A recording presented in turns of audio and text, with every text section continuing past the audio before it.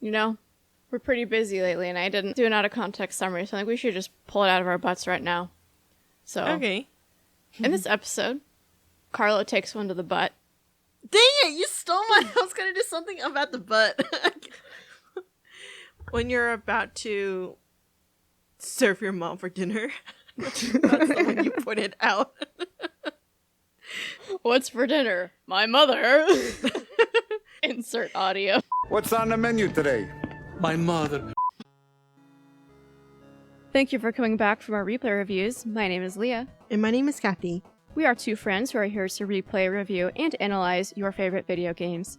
And since Kathy has never seen the games before, it helps me view them through her fresh eyes, almost like I'm discovering them again for the first time. We hope it'll be a similar experience for you.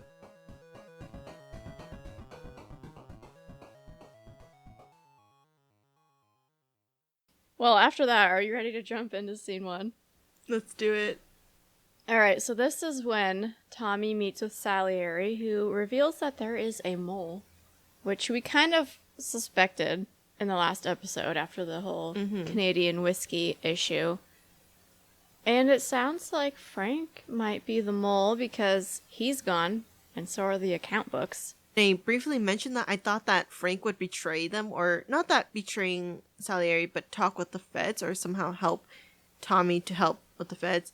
I'm not surprised because Frank wanted to keep everyone straight, but I'm also curious what motives he has because it's not like Salieri is treating him terribly. Let's dive into the motives. My first point is Salieri says he wonders if Frank is still smarting over the dog. And Tommy responds, the one you tried to drown. And Salieri says, yeah, the same one I shot after he wouldn't let me sink her. So he killed the dog that we know Frank loved, but building off of this before we bring it back around to Frank, in the last episode when Tommy is searching for Sam at the farm, he comes across a dead dog, and he says, what kind of guy shoots a dog? And now he's finding out that the Don has shot a dog. So what do you think his feelings toward the Don are now? He's starting to see the Don in a new light, which we'll talk some more about that, but to see Tommy's own values is starting to not quite align with the values that the Don has. We'll see how Tommy starts to treat other people, and we'll see some more how the Don treats other people when they're pushed to their edges of their crisis management skills. I agree, and I think it's interesting because generally in this type of story development, it's more of like a slow losing respect for, you know, for your leader, your mentor, but in this case, it's pretty black and white.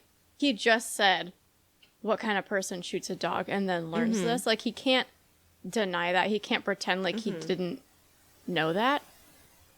Before we do get deeper into Frank's motives, there was another thing mentioned in last episode when Polly tosses Tommy a shotgun and says, just in case Frank was right. Do you think that Frank knew about the whole, what was going to happen at the whiskey meet, and that's why he wanted them to have firepower with them? Or was it just a feeling he had? How far back does his betrayal go, do you think? I think it's pretty shallow because it's not out of character for Frank to make sure that they're armed and that they're protected. For that reason, I don't think he's that far back into betraying them quite yet.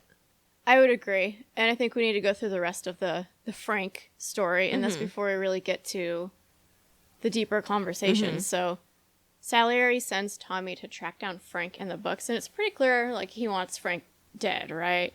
That feels obvious. And while tracking him down, Tommy is informed that Counselor Galati has brokered a deal between Morello and the FBI.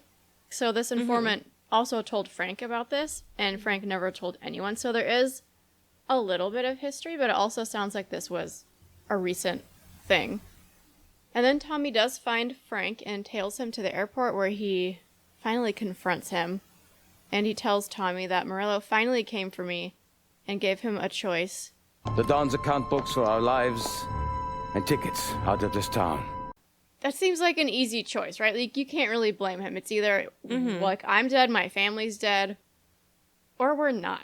I don't blame him at all. And let's also realize he kept the books safe until the last minute. Like, he still has the key. Thankfully, Tommy came in and shot all of Morello's men, so they don't even get the account books. And so I personally don't think Frank did this to betray anybody. It's just what he said, that he's just tired of it. I actually thought that Frank probably had no intention of giving over the books to him. And he's loyal up until the point where he needs to be loyal to his family, that it's not going to affect him. So I totally get that. I don't fault him for that. I also feel like because they're so similar in terms of like the morals, this is Frank's departure in this game as to faking his death is somehow going to run parallel, and it's somehow going to foreshadow the way Tommy's journey is, because we know that he ends up betraying the Salieri and works with the FBI. Tommy lets Frank go. He lets him survive and fakes his death and everything. I feel like that's going to be really good karma for when Tommy needs his way out and somehow going to betray Salieri. Yeah, I think you're right. I think seeing this and hearing what Frank tells him sort of flips a switch of he's like, oh my gosh, I'm looking at myself and my wife and my child and, you know, who knows how many years. And I think that's why he folds and lets Frank leave. While we're watching all of this go down, we do hear voiceover of Tommy talking to the detective, and he says, I got the books and covered my tracks. Salieri never asked any questions. In fact, apart from the funeral, I never heard him talk about Frank again. Do you think he knows? Or I guess, what do you think the cover story is? Because there's graves for all three of them, right? Frank, his wife, and his daughter. So what's the story? I don't know. I don't understand how they can bury a fake body and everything without the Don checking. Like, because it's 2 bullets to the head, just to make sure. And, like, you can't really pull it out unless you start like a warehouse fire and then all their bodies burned up and you found like body doubles. But how's Tommy going to pull that off? So that's where I'm really confused. Maybe with the help of Sarah's dad, because he might know more people and maybe find some bodies. I just don't know how you can pull it off without the Don being suspicious and then killing you. Yeah. I don't know how they did this. He's got to smell something, I think. Unless he's just so mad he doesn't want to look at his face. Like, I doubt that. It would have to be something written in. You know, there would have to be a written reason that we see in this game for me to think that he doesn't know something's up. And then also at the funeral, Morello shows up to pay his respects, I guess. We get some more hints that he and Salieri have a pretty deep history. I don't know if you had any comments on that whole moment. It almost sounds like between Frank and the 2 Dons, I have a feeling that they might have all grew up together under a different Don, that they formed their own little group of boys, and at some point they had a falling out, and then... Why'd you have to say it like that? Why? Their own little group of boys. What do you mean? He said they formed their own little group of boys. Oh. Like they're in kindergarten. And putting together a kickball team. Well, the way they're acting, they're no different than a bunch of true. man-child children. They're just more on the line now. But anyways, I think they used to grow up together. They were under a different Don as a part of like a mafia, and then something happened that a falling out, and that's very similar to like a Romeo and Juliet without the violence. Or the romance. Or not without the violence, without the romance, but with the violence. I got that mixed up. Yeah, I think we've gotten some information up to this point that for sure the 2 Dons were in the mafia together. I don't know what we know about Frank's backstory. I don't recall really anything specific, but I wouldn't be surprised. All right, so Tommy is sent to clean up another mess. Salieri tells him that Morello let it out that Salieri's family is responsible for Billy's death. That's the son of the counselor, Galati. The counselor is good friends with a prosecutor, that's not good, named Watkin, who has been building a strong case against them. And he tasked Tommy with breaking into the home of the prosecutor and stealing all the evidence. How is Salieri getting all this news? Like, how does he know all this? That's where I'm confused. Does he have ins with some people? And if he does, why can't he ask those people to take care of things for him? Right. It sounds like they have some informants, but I don't know. They probably don't want to get their hands very dirty, but My main question is because Salieri says, don't kill him. We don't want him dead. But if you just steal the evidence, like what kind of physical evidence is there? What are you stealing besides documents that he probably has copies of? I don't feel like stealing evidence is going to solve the problem for them, especially when he's being paid to prosecute them. And I feel like in the Mafia, this is a weird argument to make, but I feel like you would kill him as an example to be like, no one else better take your place and do this because this is what happens when you go against us. So I'm confused based off of Salieri and how he handles things. Like, let's kill Frank, but let's just steal evidence from this guy. Something's not connecting for me. The only reason why they would choose to not kill him is to kidnap him and force him to say that they made me make this fake evidence. But it's not like he's ordering them to take them. He's just ordering to take evidence. So I'm also confused about why that is. Right, and there's extra heat behind this because obviously they killed this counselor's son. So it kind of seems to me like maybe if we take the counselor out of the picture. This is, if I'm Salieri, I'm killing the counselor, right? Like, let's just stop it because he's been going against Salieri trying to take him down for a while. Why not just cut the head off a snake? That's what I don't understand based off of what we know about Salieri and his willingness to kill people and dogs. It seems like that would be the prime candidate for murder. So the break-in goes okay until Tommy jumps the gun, grabbing stuff out of the safe, and sets off an alarm. Completely just ruins the whole point of this other guy being there. What was his name? I did not write down his name. Salvatore, yeah. But the guy was pretty cute with his happy optimism and his language barrier. He was. He also really grinded my gears. He frustrated me about opening the safe. How I'm like, okay, you guys are on a time crunch. Also, his expertise is just putting his ear up to the dial and listening. Anyone can do that. So, yeah, I don't know. I felt like that character was completely unnecessary. Salieri then sends Sam and Polly to silence a witness who is going to testify against them. And we don't see this, but he just tells Tommy this. And this is where I'm confused. Because, again, we're killing somebody. Why are we killing the witness? Or did I interpret that wrong and they're not being killed? How did you interpret that? I thought they just killed him. I feel like they're killing the wrong people. Right? That's what I'm saying. Because, like, I'm thinking back, when it talks about, like, silencing the witness, they told them to kill the gal that was sleeping with Sam, right? Yeah.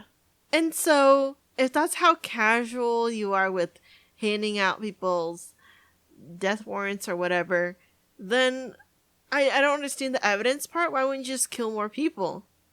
And here's where my questions began. I have in my notes here, do you think he sends Sam and Polly to do the silencing because he does know about Michelle and Frank, and so he doesn't trust Tommy to kill people that need to be killed? That's like part one. Part two, is that why he doesn't have him kill the counselor? Because he's just trying to control Tommy right now, essentially. Because we will also later learn that he inserted himself into his marriage to control him too. So do you think his trust in Tommy is going downhill, but he realizes, kind of like what Frank said, that he needs him? And so he's just sort of corralling him in a way? I don't think so. I don't think his trust in Tommy's being diminished because we see him later needing to rely on Tommy in a way. Well, maybe he is suspicious. Is it trust or is he testing him, maybe? I think he's testing him as he would with Sam and Polly. I think it just rotates around like who's doing what job. So I didn't really think much about that. Okay, so I guess my main question then, because it seems like after Frank, Tommy sort of becomes the new like right-hand man in a way. But there also feels to be some, I don't know if distrust is the right word, but disapproval at least. Because if, and this is an if he knows about Michelle and Frank, he wouldn't trust him to kill people anymore, right? And then inserting himself into his marriage, like that was to correct behavior that he didn't like either. So I get confused on their relationship because it seems like they're pretty much top two from what we see. But the Don is like, I don't like what's happening with you. It seems very controlling, and maybe that is an indication of his relationship with Frank, too. I don't know. I don't know what I'm saying. Moving on. Polly has a lead on a new business deal. So it turns out that a distiller has been working with Morello, but Morello rubbed one of their guys, his name is Gates, the wrong way.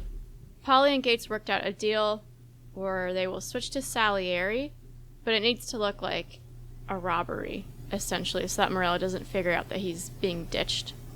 They head to meet Gates, and things go pretty well until Morello's crew show up. So, how do you think they found out about this? I think they had really great informants from Gates' side. I don't think Gates betrayed them, but maybe his people did.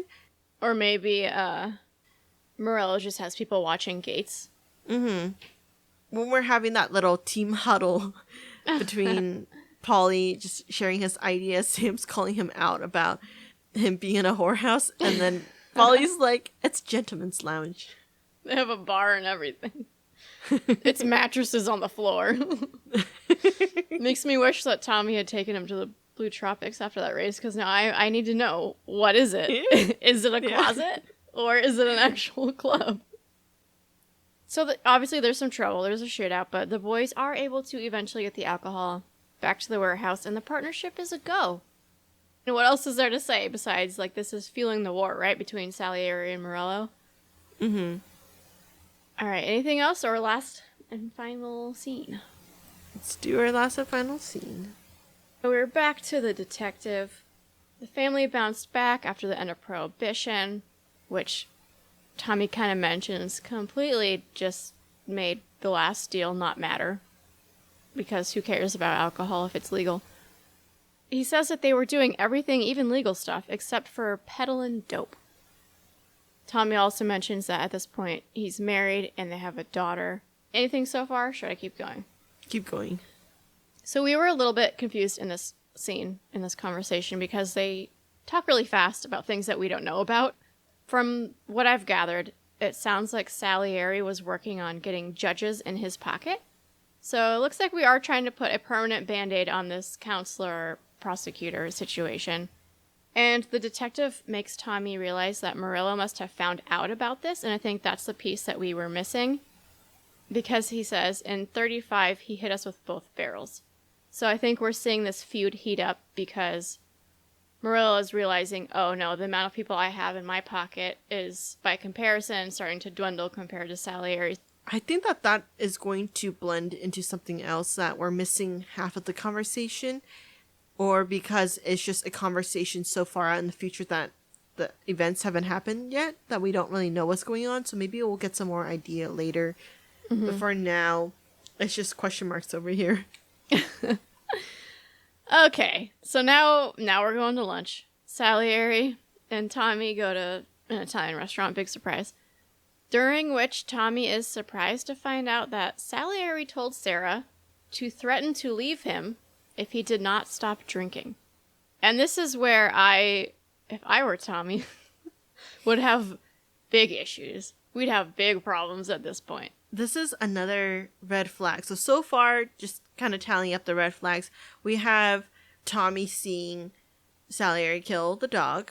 We have Tommy seeing Salieri ordered to kill Frank, his best friend for decades. And we have Salieri telling Sarah to leave him and just going all the way around instead of directly telling him. That's like, hey, you need to stop drinking alcohol. But that's also starting to, in my opinion, show Tommy that, hey, he's not as great as he is, and maybe you need to start questioning your loyalty to him. Right, and how does it not make you question everything? Like, how does it not make you question anything that Sarah says to you, that her dad says to you, that Sam or Polly says to you? I feel like because obviously this lunch is interrupted by a shootout, and so I don't think Tommy has enough time to really process what he was just told. But we do know that they still stick together in the end, though, based on what he's telling with the detective. Who's they? Between Sarah and Tommy.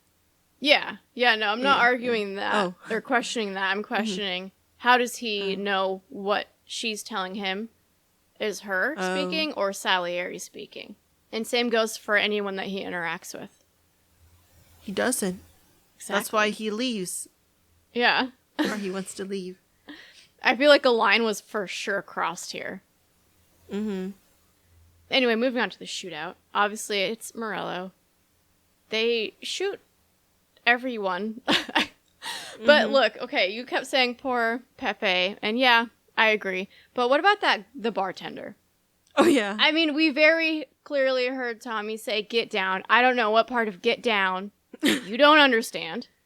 He just stood there and took bullets. And he saw everything happening with the front row view from the windows. And and he was prepared. He had a gun behind the bar.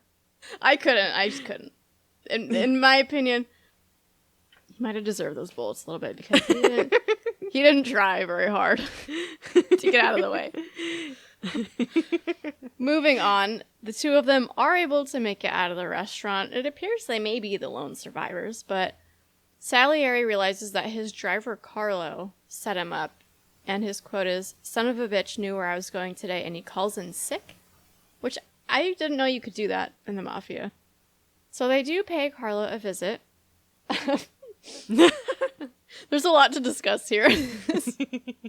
I feel like the director, the writer, whoever was in charge of this moment, they were like, we need some balance. oh, no. And they just chose the wrong kind of balance. They did it wrong. And what they're trying to balance, I think, is Salieri literally stomping this guy's head in, right? Like, to a pulp. Mm-hmm. That's pretty intense. We've already seen Salieri slip, right, as Sergio will describe it. We've seen him slip into more and more not good things, and then this is, like, a big spike in that, right? Mm-hmm. And so I feel like maybe they were trying to balance the intensity with humor? Maybe? Because when we get here, he's doing it. Mm-hmm. They're going at it. And then he gets kneed right in the pee-pee. Mm-hmm. And we know what they were just doing. And you would think that might hurt to an extra level. And they had to know that we would wonder. Should we start using medical terms? We're going to get banned on YouTube. But no. It's like, do we need to transition from, like, I'm going to kill that bastard to him just doing it and we can hear it? Do we need that? Can't he just be at home counting money, running away? Why? And that's where I have the same question, and I wonder, are they trying to balance this scene? And being like, oh, maybe if we make them wonder, like, when he gets kneed in the junk, and then him running away in his undies with his little sock suspenders, is it supposed to be funny? I don't know what this scene is. I don't understand, Kathy. We need a male perspective. We do. Does it hurt extra if you get kneed in the junk when you're erect, or is it the same? Because I have questions. But I want to know if you could snap it off. Your face right now. I can't get you to curse on this podcast or in general, but then you'll just hit me with things like that. And I'm sorry. My face is all red right now. Oh, gosh. I don't know how to respond, but I would like to know the answer to that question, to be fair. Break it clear off. Like, you know how, like, soccer players, sometimes their bones, like, stick straight out of their skin? We don't watch the same videos online, okay. Kathy. We don't. We don't. Okay. Okay. I don't know that. No, I've never seen that. I would never want to see that. I think we need to move on. Okay, but I think we're both confused. I don't know what this scene is. I don't know if we're supposed to laugh, if we're supposed to be shocked. And then you said shoot him in the butt, and of course I had aimed right for the butt. Right? So that was perfect. But that's the thing. Yeah. Like, how does the scene go so far in so many directions? It's so far out of the on the spectrum of, like, normal mafia business, and Yeah. And I just don't understand what they were going for. I really don't know what they want from us. What are we supposed to feel? as Carlos climbing up the ladder, his butt's right there. Like, you kind of have to shoot him there. It's clearly the target, and that's when they let you pull the gun out, too. They don't let you get close to him. You can see I'm sprinting, and then it's like, oh, Tommy ran out of gas. He can't go faster. Yeah. That's like, obviously they want you to shoot him in the butt. I feel like the intern was involved in this scene. Mm-hmm. And this is just what we get. Mm-hmm. It's unique. Add some dick and butt. It'll make it easier to digest the head caving in. Also, Yeah. the lighting was a little bit off at the end of this scene. I don't know if you like the highlights were too. It was too bright. It was weird. Moving on. I don't really know what else to say, but I have I a will lot of say questions. though that right before it kind of like fades out, the way that Tommy looks back at just everything that just happened, because it was quick. It was like a lot to process in between getting shot at, then having to kill everyone, and then rushing over only to chase a guy. It's like a moment where he realizes the biggest red flag is that if he ever betrays the Don, that's his head and that's his body on the floor being smashed to pieces. This is the Don personally killing someone. And I don't know if Tommy has seen that yet, but it is by far one of the biggest red flag that he's going to see in the Don. Yeah, I mean, all of these chapters in this part 3 are just red flags from Salier. Like, that's all we're seeing. And I don't understand why Tommy didn't really expect this at this point. I mean, it might be what you said, where it's like he's actually doing the killing, but I don't understand what he expected. Like, oh, we're gonna shoot Carlo in the ass, and if he ever steps out of line again, I'll be like, oh, remember when I shot you like a second hole? You don't want to make it 3. What was he expecting?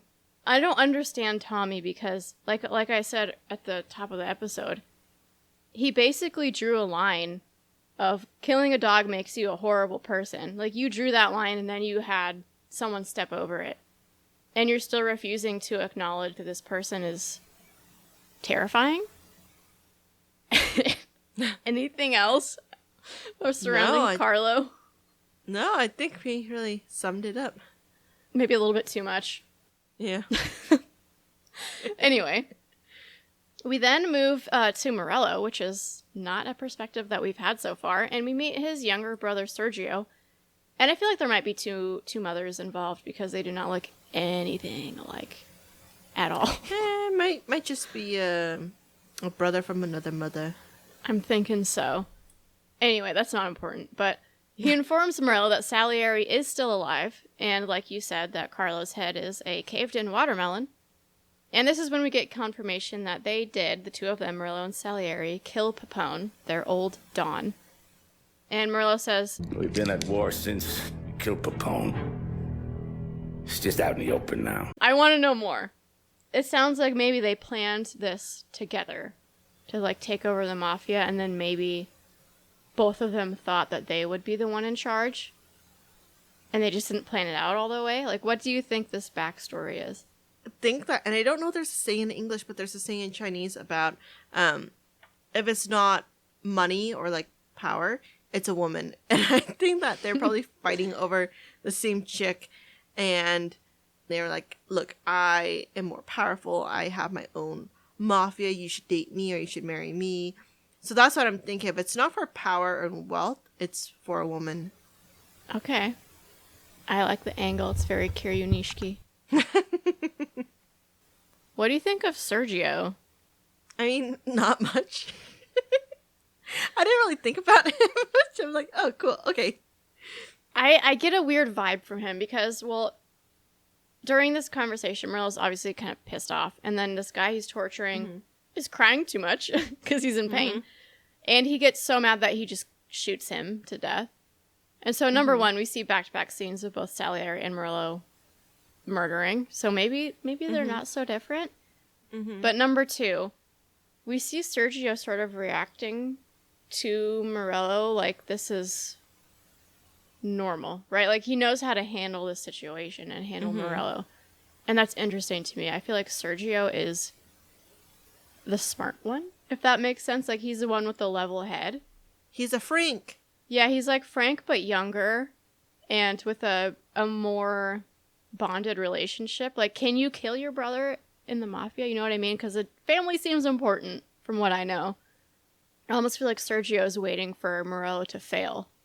I sense a little bit of tension where it's like Morello doesn't see it. If that's the case, then Sergio probably is just trying to use Salieri to kill Morello so he never gets his hand dirty. He's never accused of being unloyal to his group of people. And I have no information to back any of this up. It's just the look that he gives. Like, the feeling I get from that character is that he's up to something. Anything else? It's kind of a weird episode, right? No. I feel like we covered it. Yeah. Mm-hmm. Covered it like those socks. And those sock suspenders are covering Carlo's calves. That took too long to say, but the joke was there. It was in there. So, pee-pees. Talking about that. Time for pee-pees. Well, I guess we had one pee-pee attack, right? But yeah. that clearly is not the same category. We need to add that to the heavy rain total. Are we going to need a season-long manhood attack total? Are we going to need to track that through the whole season? At this rate, yes. Yes. Well, there's a few that I don't know if you're going to count as a PP. And so... A PP would be pretty obvious, I'll tell you that. They've been run over by a car. Yeah. And there should be no mistaking I thought that. it was like a nearly. No. That's near miss. That's a different category. Okay. Well, for just PPs, then I think maybe... I don't think you ran over anyone. There's a few couple of near misses. I'd say about like 4 near misses and maybe no PPs. You're correct. No PPs. Near misses, I wrote 3 + 1 question mark. 2 of them are for sure near misses. Mm-hmm. Right? So you're close either way. One of them, she skedaddled backwards. Yeah. But I felt like it was nowhere near hitting her. And then there's another one where it was much closer and they did not skedaddle backwards. So I land on 3. Okay. And I have the 1 as a question mark because I think it's out for debate, but I felt like she overreacted. So I think you're pretty close. I think we'll give it to you. Yay! Are we ready to close it out? I think we're ready. All right. Okay. Let's do Audacity on 1. 3, 2, 1. Thank you for listening, and don't forget to send in any questions, comments, or game suggestions. You can find all our contact info on our website, replayreviewspod.com, or contact us directly through our site. Did we completely miss something? Are we way off the mark? Or you just want us to take a deeper look at anything from the game? We'll tackle any topics you all want to hear in our season wrap-up episode. We also have a Reddit where we discuss anything we're curious about. Go take a look and let us know what you're thinking. Our theme music is Condemned by Eggy Toast. They'll play you out, and we'll be back next week.